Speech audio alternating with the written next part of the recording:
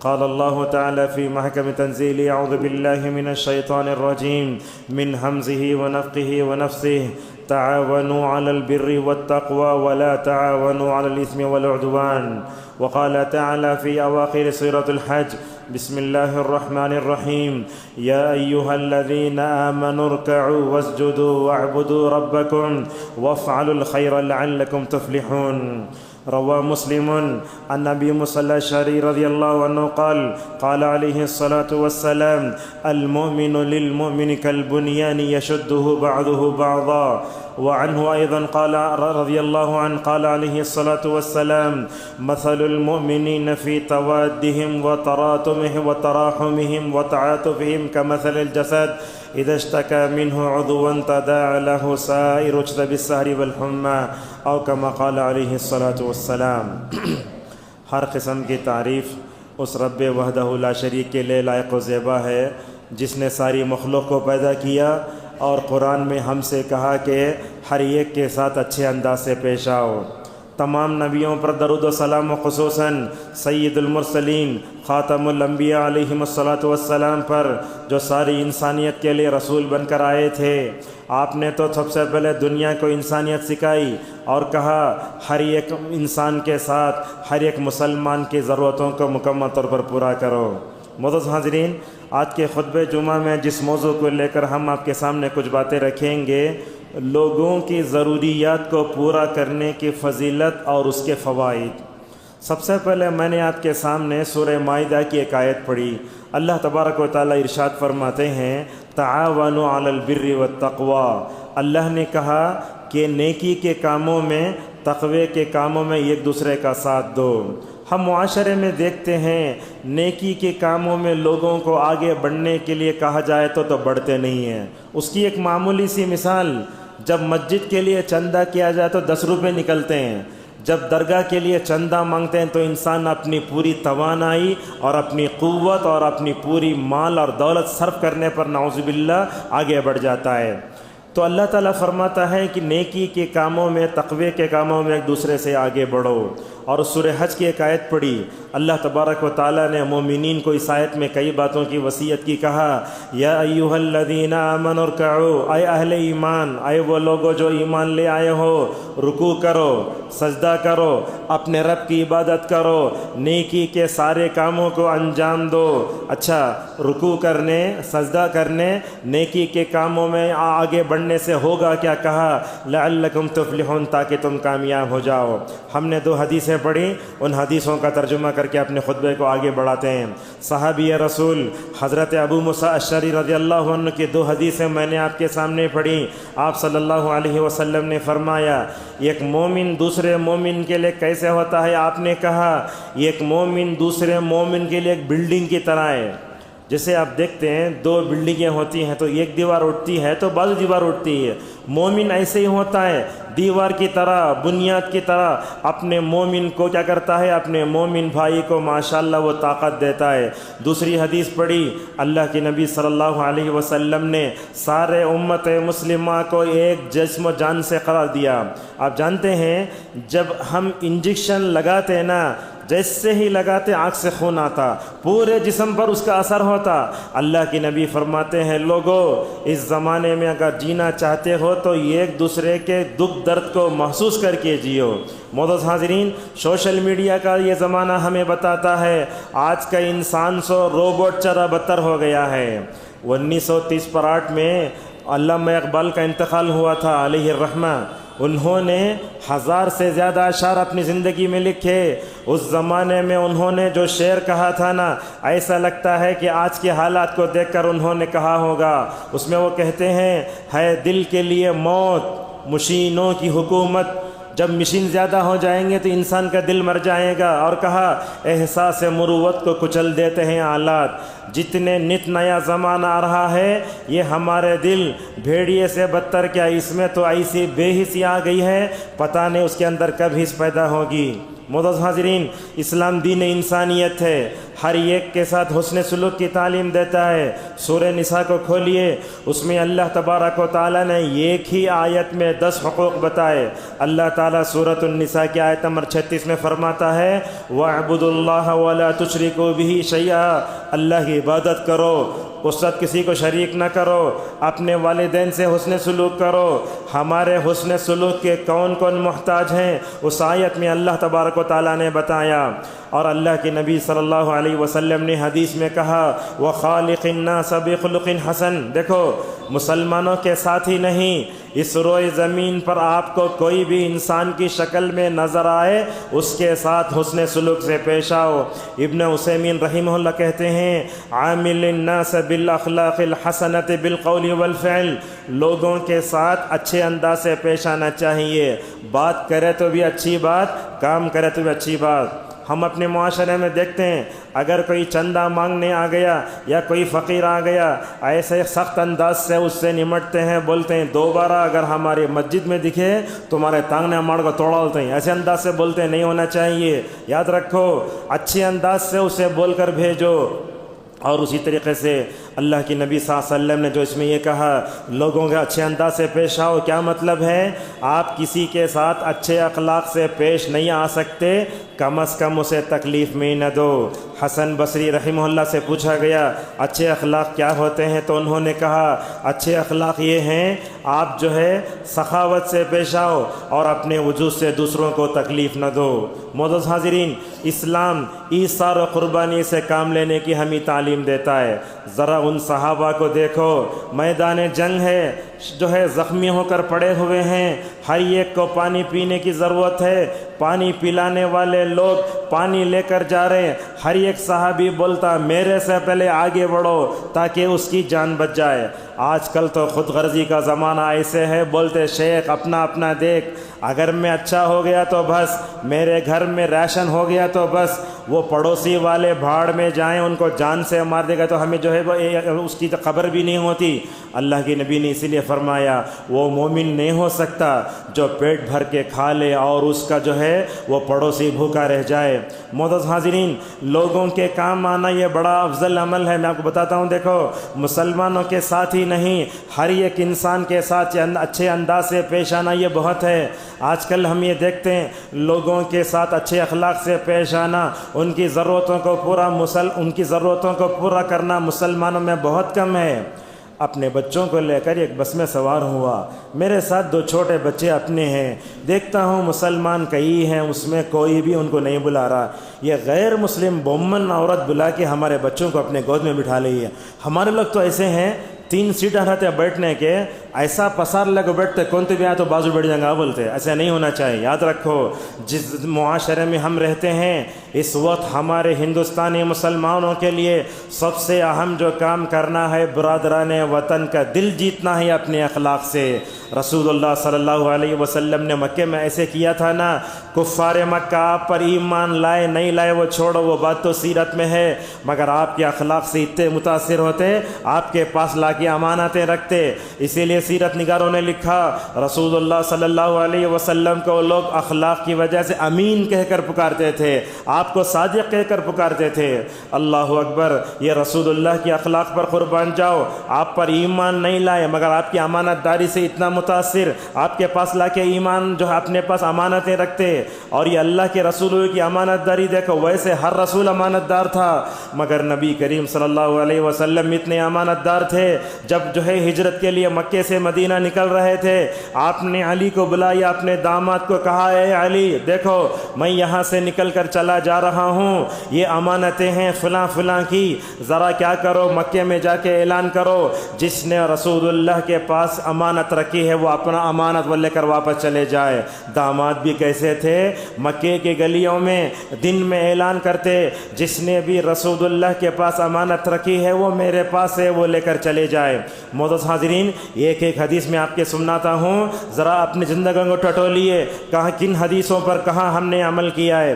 طبرانی کی روایت ہے، حضرت عبداللہ ابن عمر رضی اللہ عنہما فرماتے ہیں، رسول اللہ صلی اللہ علیہ وسلم نے فرمایا، وَلَأَنَا أَمْشِي مَعَ أَخٍ لِّي فِي حَاجَةٍ أَحَبُّ إِلَيَّ مِنْ أَعْتَكِفَ فِي هَذَا الْمَسْجِدِ شَهْرًا، رواہ طبرانی وصححہ الالبانی فی صحیح الجامع۔ یہ حدیث تو ایسی ہے، یہ لکھ کر مسجد کے دروازے پر ایسے لگائی جائے۔ آپ نے فرمایا، حضرت عبداللہ ابن عمر رضی اللہ عنہما فرماتے ہیں کہ رسول اکرم صلی اللہ علیہ وسلم نے فرمایا، اللہ تعالیٰ کو اپنے مومن بھائی کی مدد کرنا بہت پسند ہے۔ کہا دیکھو، میں اپنے ایک مومن بھائی کی مدد کرنے جاؤں، میں اپنے ایک مومن بھائی کی مدد کرنے جاؤں، یہ بہتر ہے مسجد نبوی میں اعتکاف کرنے سے۔ اللہ اکبر، مسجد نبوی جس میں ایک نماز پڑھنے کا ثواب 1000 نمازوں کا ثواب ہے۔ اللہ کے نبی فرماتے ہیں، ایک مومن بھائی کی مدد کرنا مسجد نبوی میں اعتکاف سے زیادہ افضل ہے۔ معزز حاضرین، لوگوں کی ضرورتوں کو پورا کرنا یہ بڑا اہم ہے۔ اس ڈائلاگ کو دیکھیے جس کو نبی کریم صلی اللہ علیہ وسلم نے حدیثوں میں ذکر کیا۔ حضرت ابو ہریرہ رضی اللہ عنہ فرماتے ہیں، اللہ کے نبی صلی اللہ علیہ وسلم نے فرمایا، اللہ تعالیٰ حدیث قدسی میں فرماتا ہے، اللہ تعالیٰ قیامت میں حشر کی عدالت میں کہے گا، اے آدم کے بیٹے، میں بیمار ہوا، تو نے میری عیادت کیوں نہیں کی؟ بندہ بولے گا، اے اللہ تجھے کو بیمار ہوتا کیا؟ اللہ بولتا، میرا بندہ وہاں بیمار ہوا، اگر تو وہاں جاتا تو میرے ثواب کو پا لیتا۔ اللہ تعالیٰ بولتا ہے، اے آدم کے بیٹے، تو نے مجھے کھانا نہیں کھلایا جبکہ میں نے تجھ سے کھانا پوچھا۔ اللہ تعالیٰ سے پوچھتا بندہ، اے اللہ تجھے کھانے کی ضرورت ہے کیا؟ ڈائلاگ دیکھو کیسا ہے۔ اللہ بولتا، اگر فلاں بھوکے بندے کے پاس چلے جاتا تو وہاں کھانا کھلاتا، میرے ثواب کو پا لیتا۔ اور بولتا اللہ تعالیٰ، اے آدم کے بیٹے، میں نے تجھ سے پانی پوچھا، تجھ نے مجھے پانی نہیں پلایا۔ بندہ پوچھتا ہے، اے اللہ تجھے پانی کی ضرورت ہے کیا؟ اللہ بولتا، یہ دیکھو فلاں بندہ تیرے پاس پانی طلب کرنے کے لیے آئے گا، اگر تو اسے پانی پلاتا تو وہاں میرے ثواب کو پا لیتا۔ اس حدیث میں غور کرو، اللہ تعالیٰ نے بندوں کی ضرورت کو اپنی ضرورت بتایا، حالانکہ اللہ کی ذات کو کسی کی طاعت کی، کسی کی نافرمانی کی، فرما برداری کی ضرورت ہی نہیں ہے۔ اللہ تعالیٰ تو غنی و حمید ہے۔ معزز حاضرین، ایک اسلامی معاشرہ، ایک اسلامی سماج، ایک اسلامی سوسائٹی میں جو محبت پیدا ہوتی ہے وہ ایک دوسرے کے کام آنے میں ہے۔ آج دیکھو ہمارا معاشرہ اللہ کی رحمت کے لیے ترس رہا ہے، لوگ کٹ کے مر رہے ہیں۔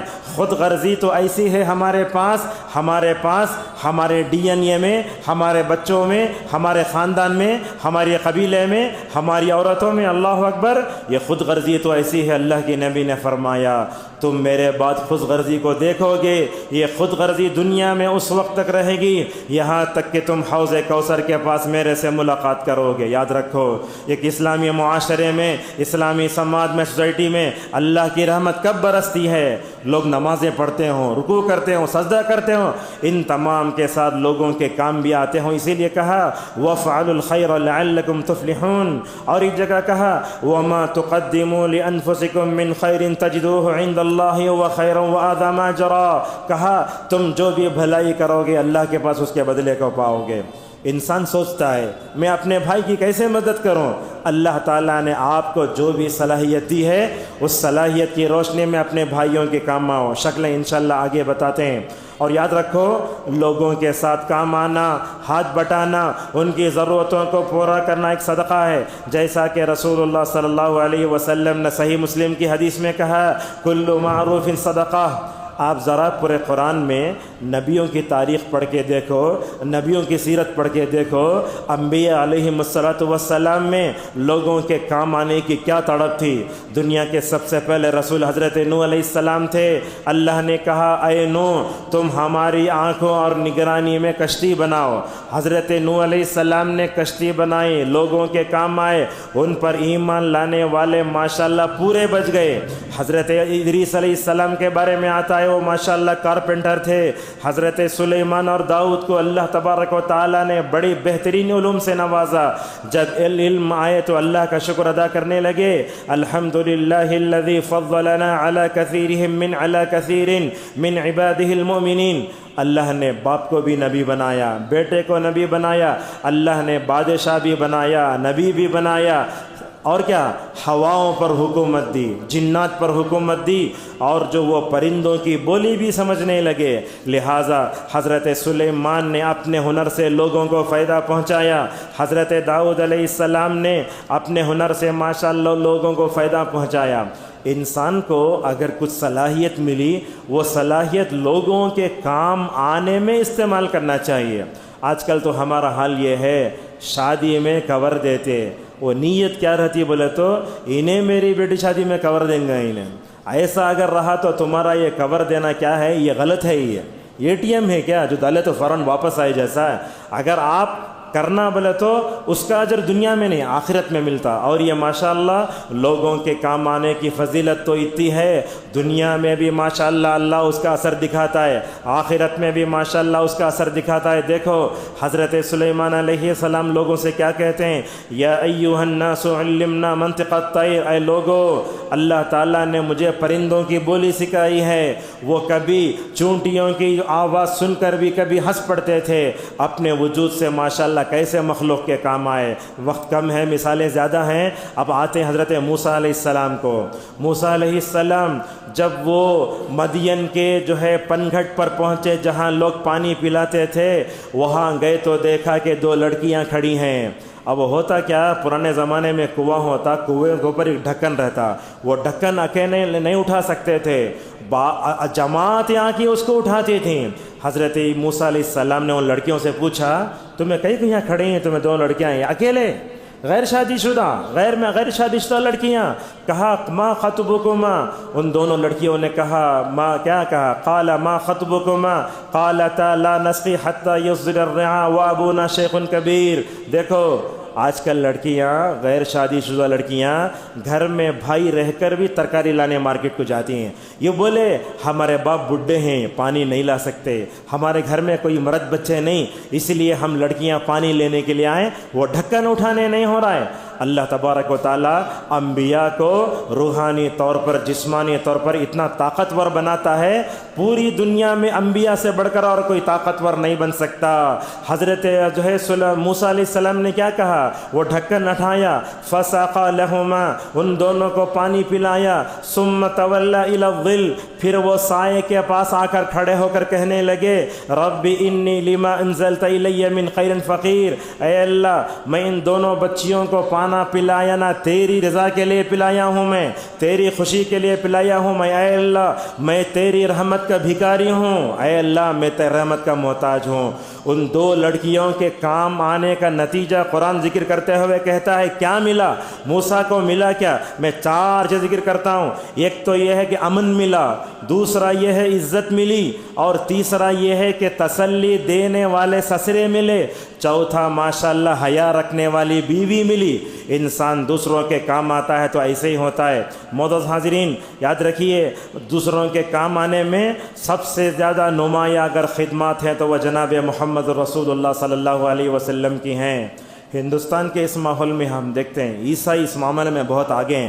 مدر ٹریسا کا نام لے کو ہمارے اسکول میں پڑھنے والے بچوں کو بولتے بہت کام آئی انہیں، مگر ہم اپنے بچوں کو نہیں بتاتے پوری انسانیت کی خدمت کرنے میں اگر کسی کا نام ہے تو وہ جناب محمد رسول اللہ صلی اللہ علیہ وسلم کا ہے۔ آپ صلی اللہ علیہ وسلم بڑا درد مند دل لگتے تھے، لوگوں کی ضرورتوں کو پورا کرتے تھے۔ دیکھو مکے میں تھے، اللہ کے نبی صلی اللہ علیہ وسلم نے نبی بننے سے پہلے وہاں ایک انجمن تھی، اس انجمن کا نام تھا حلف الفضول۔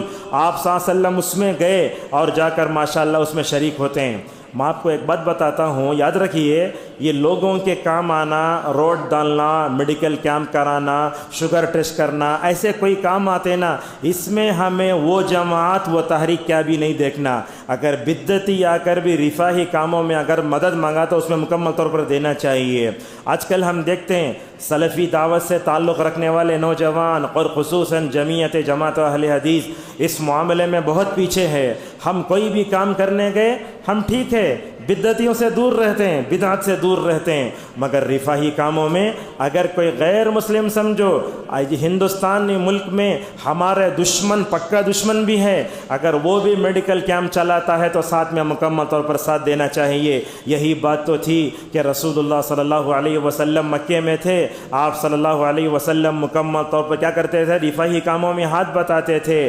لہٰذا رؤیت ہلال کا مسئلہ آتا ہے، ہم دیکھتے ہیں رؤیت ہلال کمیٹی میں پوری مسلم جماعتوں تحریکیں آتی ہیں، مگر ہم دیکھتے ہیں سلفی دعوت سے تعلق رکھنے والے آج سے 10 سال 20 سال پہلے پیچھے تھے، مگر الحمدللہ تھوڑا تھوڑا شعور آ رہا ہے۔ ہر کام میں جو بھی مسلم پرسن اللہ کا مسئلہ ہے، طلاق کا مسئلہ، حجاب کا مسئلہ ہے، وہاں پوری تحریک تنظیم جماعتیں ہو جاتی ہیں۔ لہٰذا سلفی دعوت سے تعلق رکھنے والے لوگوں کو بھی مکمل طور پر اس میں آگے بڑھنا چاہیے۔ ایک مثال میں آپ کو دیتا ہوں، دیکھو جب نبی کریم صلی اللہ علیہ وسلم مدینہ تشریف لائے، آپ کو جنگ کی اجازت مل گئی۔ غزوہ بدر میں 70 کفار و مشرکین کو قید کر کے لایا گیا، قیدیوں کے ساتھ کیا حسن سلوک کیا گیا۔ بولتے ہیں کفار و مشرکین جب کھانے کا وقت آتا تو بہترین کھانا ہمارے پاس آتا، بہترین طور پر نبی کریم صلی اللہ علیہ وسلم ہمارے سے حسن سلوک کرتے تھے۔ آپ نے ان سے پوچھا تمہارے پاس پیسے ہیں کیا؟ انہوں نے کہا ہمارے پاس پیسے نہیں، تو اللہ کی نبی نے فرمایا ٹھیک ہے، ہمارے انصار کے بچوں کو تم لکھنا پڑھنا سکھا دو، لکھنا پڑھنا ختم ہوتا ہی ہم تم کو چھوڑ دیں گے۔ ایسے ہی تھا۔ کیا اس ملک میں آج ہمارے برادران وطن ہمارے اخلاق سے متاثر ہیں کیا؟ یہ سب سے بڑا سوال ہے۔ روایتوں میں آتا ہے جب مدینے میں قیدی آتے، قیدیوں کو رکھنے کے لیے جگہ نہیں تھی، تو اللہ کے نبی صلی اللہ علیہ وسلم نے بعض قیدیوں کو لے جا کر صحابہ کے گھروں میں رکھا، صحابہ کے گھروں میں رکھا۔ اللہ اکبر، ان اخلاق پر قربان جاؤ۔ میں سمجھتا ہوں صحابہ جیسے اخلاق قیامت تک کسی قبیلے خاندان میں پیدا نہیں ہو سکتے۔ اللہ کے نبی کے صحابہ نے ان کے گھروں میں جب قیدیوں کو رکھا گیا، اتنا بہترین سلوک کیا، الحمدللہ قیدی حسن سلوک کی وجہ سے ماشاءاللہ مسلمان ہو گئے۔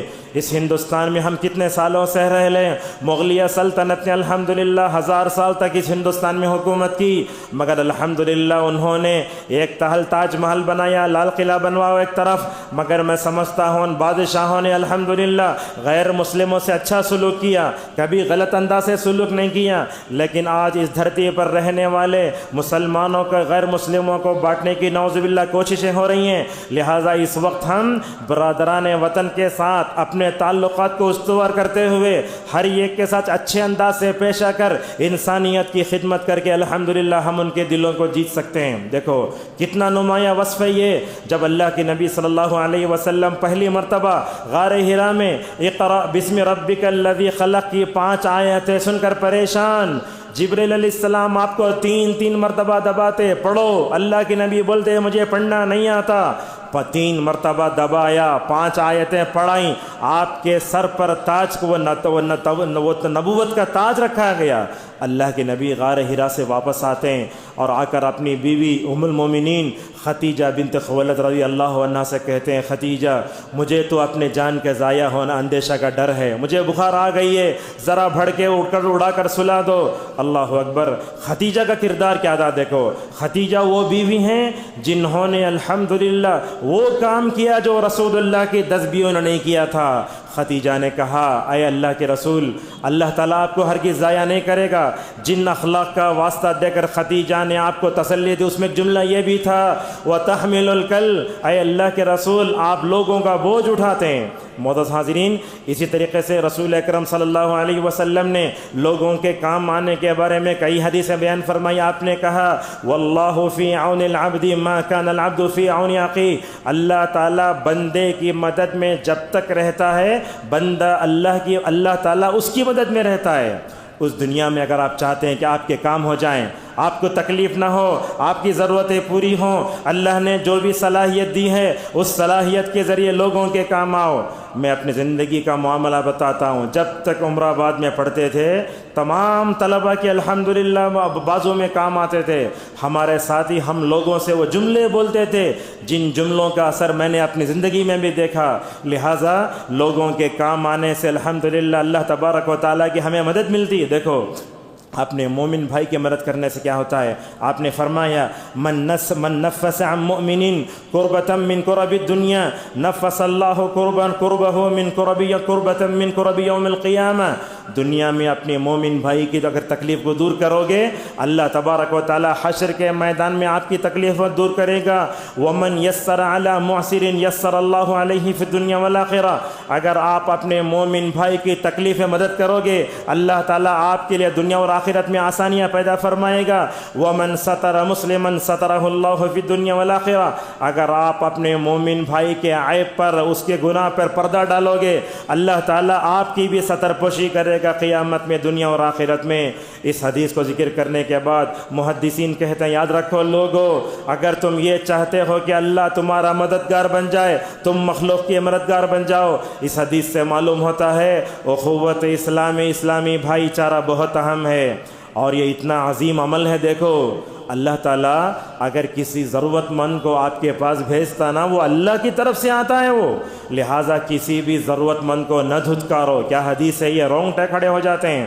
طبرانی کی روایت ہے، حضرت عبداللہ ابن عمر رضی اللہ عنہما نے فرمایا جناب محمد رسول اللہ صلی اللہ علیہ وسلم نے کہا اللہ تعالیٰ اپنے بندوں میں سے کچھ خاص لوگوں پر اپنی نعمتوں کی بارش کرتا ہے۔ اللہ تعالیٰ بعض لوگوں کو پیسہ دیتا، اللہ تعالیٰ بعض لوگوں کو عہدہ دیتا۔ کیوں دیتا؟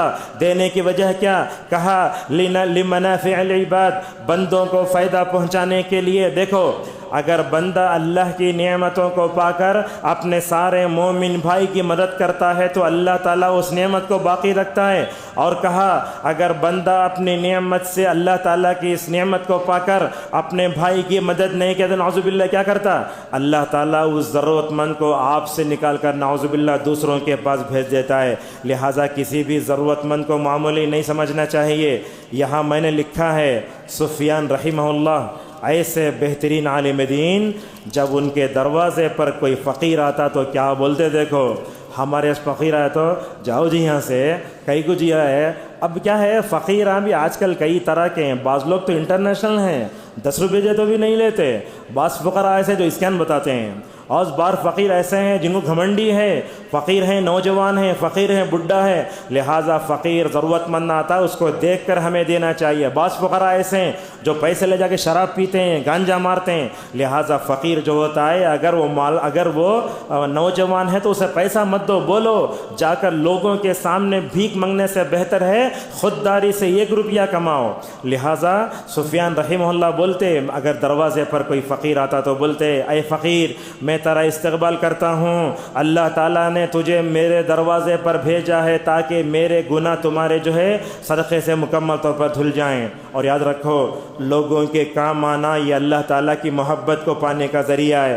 طبرانی کی روایت ہے نبی کریم صلی اللہ علیہ وسلم نے فرمایا، کیا کہا؟ احب الناس الی اللہ انفعهم للناس، لوگوں کے لیے نفع پہنچانے والا بندہ اللہ تبارک و تعالیٰ کو زیادہ پسند ہے۔ اب جب آپ کسی انسان کی مدد کرتے، یہ مت دیکھو یہ ہندو ہے، یہ برہمن ہے، یہ فلاں ہے، یہ فلاں ہے، انسان کی شکل میں نظر آئے تو اس کی مدد مکمل طور پر کرو۔ نبی کریم صلی اللہ علیہ وسلم فرماتے ہیں من کان فی حاجت اخیہ کان اللہ فی حاجت اخی، لوگوں کی ضرورتوں کو پورا کرنے کا مطلب کیا؟ اتنا لمبا خطبہ سن رہے ہیں آپ، پوچھیں گے لوگوں کی جو ہے مدد کرنے کا مطلب کیا ہے؟ لوگوں کی ضرورتوں کو پورا کرنے میں سب سے پہلے احسان آتا ہے۔ اللہ تبارک و تعالیٰ نے جہاں قارون کا قصہ ذکر فرمایا تو وہاں کیا کہا؟ احسن کما احسن اللہ الیک، اے قارون اللہ تعالیٰ نے تجھے مال دیا ہے، تیرے اوپر احسان کیا ہے، لہٰذا تیرے مال میں لوگوں کا جو ہے حق ہے، لہٰذا تم بھی مال دے کر لوگوں پہ احسان کرو۔ لوگوں کے ساتھ لوگوں کے کام آنے میں ایک آدمی کو خوشی سے ہنس کر ملنا بھی بہت بڑی نیکی ہے۔ آج کل تو ہمارے ہونٹ ایسے ہیں اپنے ماں باپ کو دیکھ کر بھی ہنستے نہیں، شوہر ہے بیوی کو دیکھ کر مسکراتا نہیں، باپ ہے اپنے بچوں کو دیکھ کر مسکراتا نہیں، ہمیشہ بھنی ہوئی صورت رکھ کر ملتے ہیں۔ اللہ کے نبی نے فرمایا سرور تدخلہ علی مسلم، اپنے مومن بھائی سے خندہ پیشانی سے مسکرا کر ملنا بھی بہت بڑی نیکی ہے۔ اللہ کے نبی صلی اللہ علیہ وسلم نے فرمایا لا تحقرن من المعروف شیئا وهو ان تلقى اخاك بوجه طلق، آپ نے کہا کسی بھی نیکی کو معمولی نہ سمجھو، ایک نیکی ہوتی ہے. مثلاً کیسا آپ راستے میں جا رہے ہیں, ہرے موز کا چھلکا بیچ میں پڑا ہے. آج کل لوگوں کی مینٹالٹی یہ ہے اگر کوئی آدمی پھسل کر گرا اچھا ہونا اچھا ہونا. یہ تو منافقین کی علامت ہے نا. آپ کا مسلمان بھائی نیچے گرا, آپ کے دل میں جو ایمان ہے اس کا تقاضا تو یہ ہونا چاہیے کہ آپ کو اس کو اٹھائیں, اس کو پکڑیں. آج کل دیکھتے ہیں آپ, کوئی آدمی ٹرین سے گر کر مر رہا ہے, اس کو ویڈیو پکڑ کر کے فیس بک میں اپلوڈ کرتے ہیں, ویوز زیادہ کو مجھے پیسہ زیادہ آئیں گے. اللہ اکبر. ایک مسلمان کی جان بچا نہیں سکتے ہم آج, یہ ہمارا ہے. جریر رضی اللہ عنہ کہتے ہیں ما رآنی رسول اللہ صلی اللہ علیہ وسلم الا متبسما, اللہ کے نبی جب بھی مجھے دیکھتے مسکرا جاتے. حضرت انس رضی اللہ عنہ کہتے ہیں اللہ کے نبی صلی اللہ علیہ وسلم مدینے کی گلیوں سے گزرتے رہتے. انس بولتے ہیں میں بچوں سے کھیلتا رہتا, اللہ کے نبی مسکرا کر ماشاءاللہ مجھے سلام کرتے. اور بات یاد رکھو, اپنے مومن بھائی کی تکلیف کو دور کرنا یہ بھی بہت بڑی نیکی ہے. آج خود غرضی کا زمانہ ایسا ہے, سوشل میڈیا کی وجہ سے انسانوں کے دل پتھر بن گئے ہیں. دیکھو میں آپ کو بتاتا ہوں, ایک زانی زنا کرنا بڑا گناہ, اگر پیاسے کتے کو اگر پانی پلا کر وہ جنتی ہو سکتا ہے تو ذرا بتائیے ایک مومن بھائی کی مدد کرنا کتنا افضل ہوگا. اپنے مومن بھائی کی مدد کرنے میں قرض ادا کرنا بھی ہے. رسول اللہ صلی اللہ علیہ وسلم کے زمانے میں جنازے لائے جاتے, اور اللہ کے نبی ہوتے ہوئے دوسرا کوئی جنازہ پڑھا نہیں سکتا تھا. اللہ کے نبی خود جنازہ آتا. الحمدللہ جو ہمارے مساجد میں بھی ہے, جب امام نماز پڑھانے کے لیے کھڑا ہوتا نا, پہلے پوچھنا میت کے اولیاء کون بھائی, اس میں ان کا کوئی قرض ہے کیا؟ آپ قرض ادا کرا تو نماز پڑھا تو میں. اللہ کے نہیں پوچھتے لوگوں یہ میت ہے کسی کا قرض ہے. اگر میت قرض دار ہے تو بولتے تمہیں نماز پڑھ لو, میں نماز نہیں پڑھاتا. صحابہ کرام وہاں کھڑے ہو کر بولتے یا رسول اللہ میں اپنے مومن بھائی کے جو ہے قرض کا ذمہ لیتا ہوں, تو رسول اللہ صلی اللہ علیہ وسلم نماز جنازہ پڑھاتے تھے. اور یہ بات یاد رکھو, کسی کو قرض دیتے نا, وہ قرض دے کر مہلت دینے سے عرش الہی کا سایہ ملتا ہے. آج کل ہوتا کیا, قرض دیے تو مال غنیمت سمجھے گی, کیا سمجھے کب دیتے اس تو پیسے تمہیں یاد نہیں ہے. استغفر اللہ. قرض دے کر آپ کو جو اجر ملے گا نا, اگر آپ اپنی زبان سے احسان جتلانے کی بات کریں گے جنت میں بھی نہیں جائیں گے. اس طریقے سے اپنے مومن بھائی کی مدد کرنے میں بھوک دور کرنا بھی ہے. ابو ایوب انصاری رضی اللہ عنہ کہتے ہیں رسول اللہ صلی اللہ علیہ وسلم سے پوچھا گیا آپ ایسا عمل بتائیے جس کو کر کے میں جنت میں چلے جاؤں. آپ نے کہا لوگوں کو کھانا کھلانا. اس میں جو ہے کوئی بھی جو ہے یہ نہیں آتا غریب امیر. دیکھنا جامعہ دارالسلام امرآباد کے ایک استاد تھے ماشاءاللہ, 40-3 سال تک بچوں کو حفظ کرائے. مولانا سید شبیر صاحب عمری رحمہ اللہ, ان کے بارے میں آتا ہے وہ کبھی کبھی کیا کرتے, مدرسہ چھٹتا اس وقت جیب میں پیسے ہاتھ ڈال کے پیسے اٹھاتے. بریانی کی دکان رہتی, ایک بریانی کے 5 پٹلہ رہ کر ماشاءاللہ پورے فقراء کو جو ہے ماشاءاللہ تقسیم کرتے تھے. جب ان کا انتقال ہوا, جنازہ لے کر جائے رہے, وہ غریب مسکین بس اسٹینڈ میں بیٹھ کے رو رہا ہے. دیکھو یہ وہی آدمی تھا جو ماشاءاللہ ہم کو بریانی کھلاتا تھا. ایسے بھی تھے عمرآباد کے ایک استاد تھے مولانا سید اطہر حسین عمری مدنی رحمہ اللہ. وہ عمرآباد میں ایک دیوانہ تھا, اس کا نام تھا ثناء اللہ. جب وہ بیمار ہوا تو بولتے ہیں یہ ہمارے جو استاد تھے نا ماشاءاللہ تنخواہ لے تو کتنا 25-30, مگر ماشاءاللہ اپنے جیسے 25,000 اٹھا کے اسے دیے, جا کر تم اپنا علاج کرا لو. الحمدللہ علاج کرانے کے بعد الحمدللہ وہ زندہ رہا. جب شیخ کا انتقال ہوا تو وہ دیوانہ عمرآباد کی گلیوں میں ان کا نام لے کر جو ہے وہ رونے لگا. وہ مولوی صاحب تھے, مجھے بہت پیسہ دیتے تھے, 25,000 روپئے دے انہوں نے مجھے علاج کے لیے. اسی طریقے سے ہمیں جو ہے لوگوں کے کام آنا چاہیے. یاد رکھو اس دنیا سے ہم چلے جائیں مگر لوگ ہمارا اچھا چرچا کریں. ایسا نہیں بولنا دلندر مرغا اچھا ہوا, بولنا وہ تو مسیحا تھا لوگوں کا. دیکھو اللہ کیا تعریف کرتا ہے, وَيُطْعِمُونَ الطَّعَامَ عَلَى حُبِّهِ مِسْكِينًا وَيَتِيمًا وَأَسِيرًا. یہ جنت میں جانے والے متقی جو لوگ ہوتے ہیں وہ اللہ کی محبت میں کھانا کھلاتے ہیں. کسے مسکین کو, یتیم کو, قیدی کو. اللہ اکبر. یہ بات بھی یاد رکھو, کسی کو کھانا کھلاتے نا یہ بھی نہیں بولنا اسے تم میرے لیے دعا کرو. کھانا کھلاؤ، نیکی کر دریا میں ڈال۔ ابن تیمیہ نے تو وہی بات کہی، اور نبی کریم صلی اللہ علیہ وسلم ایسے کرتے تھے۔ وہ بھوکے صحابہ رہتے تھے جن کو اصحاب الصفہ کہا جاتا ہے، رسول اللہ کے پاس آ کر بولتے یا رسول اللہ بھوک لگی ہے، اللہ کے یہاں بولتے میرے گھر میں تمہارے بھوک کو دور کرنے کے لیے کوئی نہیں ہے میرے پاس۔ لہٰذا نبی کریم صلی اللہ علیہ وسلم گھروں کے پاس جاتے، جا کر پوچھتے تمہارے گھر میں کیا ہے؟ ایک صحابی کھجور لاتے، پانی لاتے۔ ایک مرتبہ کھجور پانی لا کر دیے، وہ مدینے کے چلچلاتی دھوپ میں کھجور کے درخت کے نیچے کھڑے ہو کر آپ نے کھجور کھائے جو تٹے میں رکھے ہوئے تھے، پانی پیا، کہا ثم لتسألن یومئذ عن النعیم۔ تو اس طریقے سے مہمان نوازی بھی اسی میں آتی ہے۔ ایسی ہی ٹھنڈی کے دن تھے، اللہ کے نبی ایک اپنے پیٹ پر دو پتھر، صحابہ ایک ایک پتھر باندھ کے جو ہے خندق کھود رہے تھے۔ جابر رضی اللہ عنہ کہتے ہیں یہ صحابہ کی بھوک اور نبی کی بھوک مجھے دیکھنے نہیں ہوا۔ مجھے گھر گیا، جا کے بولا بیوی سے نبی بھی بھوکے ہیں، صحابہ بھوکے ہیں، ذرا ہمارے گھر میں جو بکری ہے نا وہ کاٹ کے مہمان نوازی کرتے ہیں۔ جابر رضی اللہ عنہ اور ان کی بیوی مل کر بکری ذبح کیے، روٹی تیار ہوئی، آ کر بولنے لگے یا رسول اللہ میں نے آپ کے لیے اور آپ کے صحابہ کے لیے ماشاءاللہ کھانا تیار کر دیا ہے۔ اللہ کے نبی نے کہا اے خندق کھودنے والوں خوشخبری ہے تمہارے لیے، جابر نے تمہارے لیے کھانا تیار کیا ہے۔ اللہ کے نبی صحابہ اکرام دونوں مل کے ان کے گھر کو جاتے ہیں، آپ نے فرمایا روٹی والے سے بول ڈالو روٹی گوشت مت ملاؤ۔ اللہ کے نبی گھر میں پہنچے، آپ نے روٹیوں پر ہاتھ رکھا، دعا فرمائی، سالن پہ ہاتھ رکھا، دعا فرمائی۔ اور ہوتا کیا ہے، جو بڑا آدمی ہوتا نا انہیں پہلے بیٹھ جاتا۔ رسول اللہ ویسے نہیں تھے، آپ نے پورے بھوکے صحابہ کو کھانا کھلایا، آپ نے خود کھایا۔ جابر رضی اللہ عنہ کہتے ہیں ہمارے گھر میں صحابہ بھی رسول اللہ کھا کر بھی جو روٹیاں سالن ماشاءاللہ ویسے ہی تھا جیسے ہمارے گھر میں تھے۔ اور یہ دیکھو ایسی مہمان نوازی کی صحابہ اکرام نے، اپنے بیوی بچوں کو بھوکا رکھ دیتے مگر اپنے مہمانوں کو پیٹ بھر کے کھلایا کرتے تھے۔ اللہ کو یہ ادا اتنی پسند آتی، اللہ تعالیٰ رہتی قیامت تک ان صحابہ کی تعریف کرتے ہوئے فرماتا ہے وَيُؤْثِرُونَ عَلَىٰ أَنفُسِهِمْ وَلَوْ كَانَ بِهِمْ خَصَاصَةٌ۔ اور ہمارے پاس ہوتا کیا، کسی فقیر کے بازو بیٹھنا پسند نہیں کرتے، ہم بس میں بھی بیٹھنا پسند نہیں کرتے، کسی ہوٹل میں اگر کوئی کم حیثیت کا ہے اس کے بعد بیٹھنا پسند کرتے، وہاں سے اٹھ جاتے۔ یہ کیا مطلب اخلاق ہیں، قربان جاؤ۔ ابن عمر رضی اللہ عنہما جب تک کوئی فقیر نہیں آتا کھانا نہیں کھاتے۔ ایک دن بیٹھے ہوئے ہیں، ایک ان کے غلام نافع ایک غلام کو لے کے ایک مسکین کو لے کر آئے، ابن عمر کے بازو بیٹھ کر وہ زیادہ کھانے لگا۔ تو ابن عمر نے کہا نافع سے اے نافع زیادہ کھانے والے آدمی کو میرے محفل میں مت لاؤ۔ کیوں؟ اس لیے کہ ایک مومن ایک آنت میں کھاتا ہے، کافر 7 آنتوں میں کھاتا ہے۔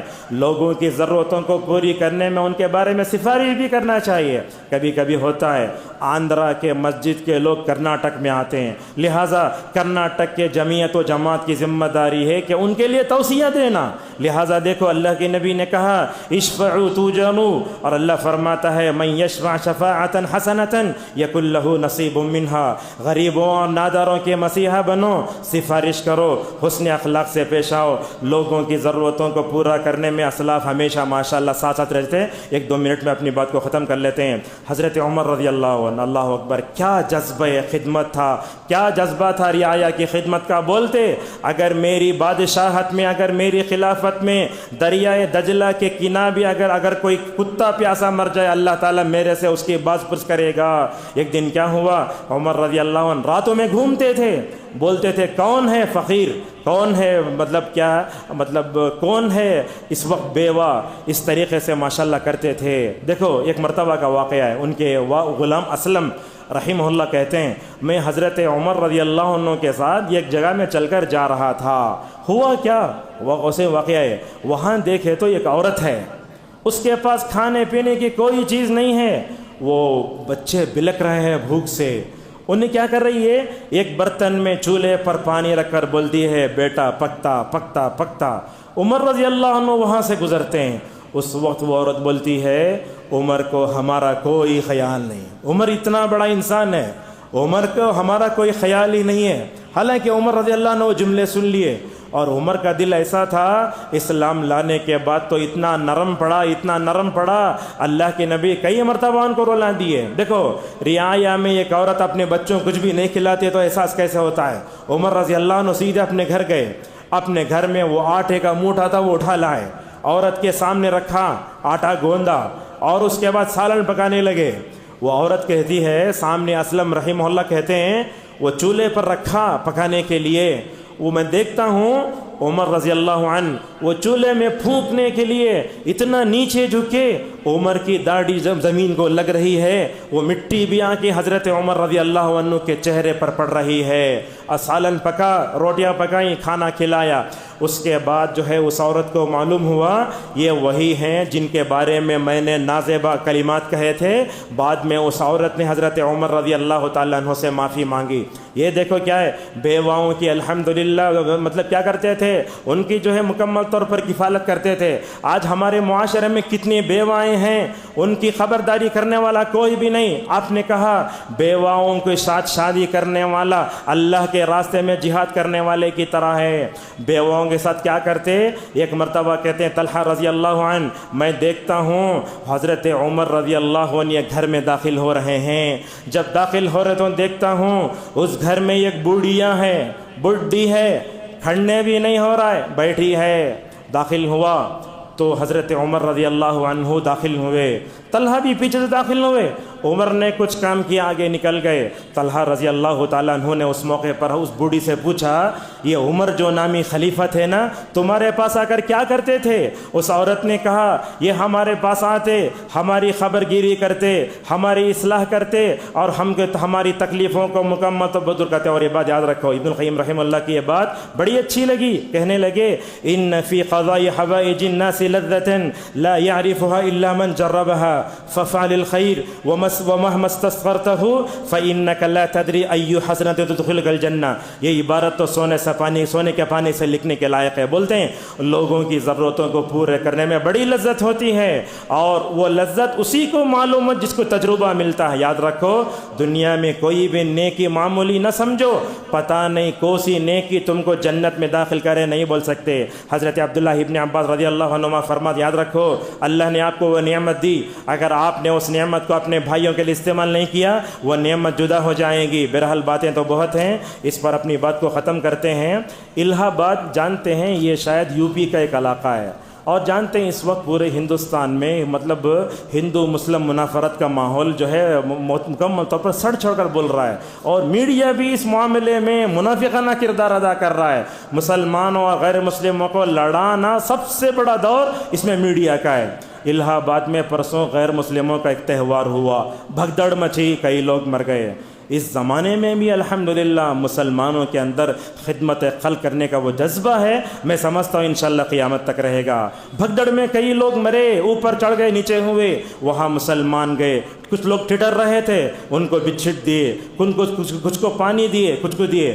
ان تمام غیر مسلموں میں یہ غیر مسلم میڈیا کے سامنے آ کر کہتا ہے لوگوں اس دیش کے واسطے سن لو، اس دیش میں ماضی میں بھی ہندو مسلمان ملے ہوئے تھے، اب بھی ملے ہوئے ہیں اور قیامت تک ملے رہیں گے۔ میں سمجھتا ہوں انسانیت کو جو عزت مسلمانوں میں اور اس اسلام میں ہے، قرآن میں ہے، حدیث میں ہے، میں سمجھتا ہوں ایسی عزت دنیا کا کوئی مذہب نہیں رکھ سکتا۔ ضرورت ہے اس ملک میں رہتے ہوئے برادران وطن سے اچھے تعلقات رکھو، انسان کے شکل میں کوئی بھی آپ کے سامنے تو اس کی خدمت کرو۔ آپ یہ نہ دیکھو کوسی پارٹی کا ہے، بدعت کا ہے، فلاں تحریک تنظیم کا ہے، نہیں، رفاہی کام کرنے کے لیے ہم سب کو آگے بڑھنا چاہیے۔ اللہ تبارک و تعالیٰ سے ہماری دعا ہے اللہ تعالیٰ ہم سب کو اس ملک میں رہتے ہوئے دعوت دین کا کام کرتے ہوئے خدمت خلق کے فریضے کو انجام دینے کی ہم سب کو توفیق عطا فرمائے۔ اللہ تعالیٰ ہم کو اپنے اندر انسانیت پیدا کرنے اور ہر انسان کا دکھ درد محسوس کرنے کی ہم سب کو توفیق عطا فرمائے۔ وآخر دعوانا الحمد للہ رب العالمین۔ الحمد لله على إحسانه والشكر له على توفيقه وامتنانه وأشهد أن لا إله إلا الله وحده لا شريك له تعظيما لشانه وأشهد أن محمدا عبده على رضوانه صلى الله عليه وعلى آله وصحبه وسلم تسليما كثيرا۔ أعوذ بالله من الشيطان الرجيم۔ إن الله وملائكته يصلون على النبي يا أيها الذين آمنوا صلوا عليه وسلموا تسليما۔ اللهم صل على محمد وعلى محمد كما صليت على إبراهيم وعلى إبراهيم إنك حميد مجيد۔ اللهم بارك على محمد وعلى محمد كما باركت على إبراهيم وعلى إبراهيم إنك حميد مجيد۔ اللهم ارض عن الصحابة أجمعين أبي بكر وعمر وعثمان وعلي وعن سائر الصحابة أجمعين وعنا معهم بجودك وكرمك يا أكرم الأكرمين. اللهم اشف مرضانا وارحم موتانا وفك أسرانا وانصرنا على من بغى علينا. اللهم بارك لنا في شعبان، اللهم بلغنا رمضان، اللهم بلغنا رمضان ووفقنا للصيام والقيام وتلاوة القرآن. اللهم انصر دينك وكتابك وسنة نبيك محمد صلى الله عليه وسلم وعبادك المؤمنين. اللهم إنا نسألك فعل الخيرات وترك المنكرات وحب المساكين، وإذا أردت بعبادك فتنة فاخبضنا إلى غير مفتونين. اللهم يا مقلب القلوب ثبت قلوبنا على دينك، واللهم يا مصرف القلوب صرف قلوبنا على طاعتك. ربنا آتنا في الدنيا حسنة وفي الآخرة حسنة وقنا عذاب النار. ربنا هب لنا من أزواجنا وذرياتنا قرة أعين واجعلنا المتقين إماما. أعوذ بالله من الشيطان الرجيم. إن الله يأمر بالعدل والإحسان وإيتاء ذي القربى وينهى عن الفحشاء والمنكر والبغي يعظكم لعلكم تذكرون. فاذكروا الله يذكركم وادعوه يستجب لكم ولذكر الله أكبر والله يعلم ما تصنعون.